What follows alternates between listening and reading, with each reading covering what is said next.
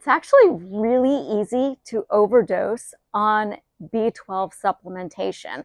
A lot of foods are already fortified with B12, and the supplements, they put too much of B12 in there because it's really hard to get just a small amount. A week ago, I saw my mom and she says, I don't really feel very good. I'm feeling a little nauseous. I'm going to go home. And I was like, oh, that's really odd. And then she texted me that it was B12. And I said, did you take way too much? And so she sent me a photo of the bottle of B12 that she bought. And it was 1,500 micrograms. And she had it twice that week. Yeah, that's too much. So yeah, she was feeling nauseous. And it took her a couple days to recover from that. And the only thing you can do is just drink water and wait it out.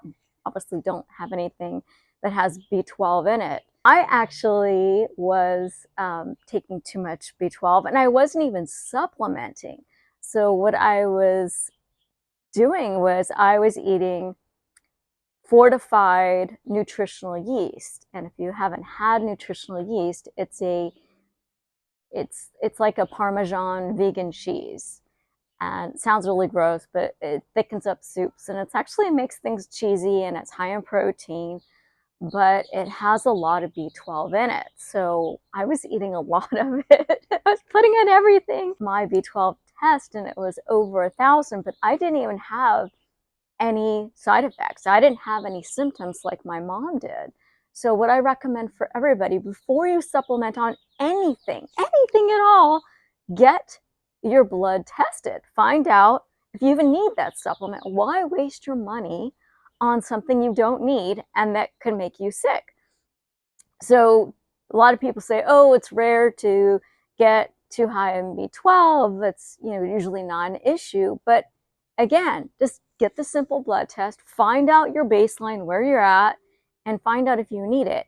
And so I found out mine was so high, and so I was still supplementing, but like very infrequently. And then I get my blood test retested every 6 to 12 months. And then I know, okay, this is perfect, so typically now I just take a supplement once a week. So find out what your numbers are first before harming your health. And the negatives without getting B12 is, brain atrophy and neuropathy. And there's just a numerous list of really horrible things that can happen if your B12 stores are too low. So vitamin and mineral deficiencies can definitely cause you to feel terrible. And you might think, oh my gosh, what's wrong? It might just be a simple fix. So always get your blood tested. Don't avoid doctors. Don't go too often, but at least get your blood tested, right?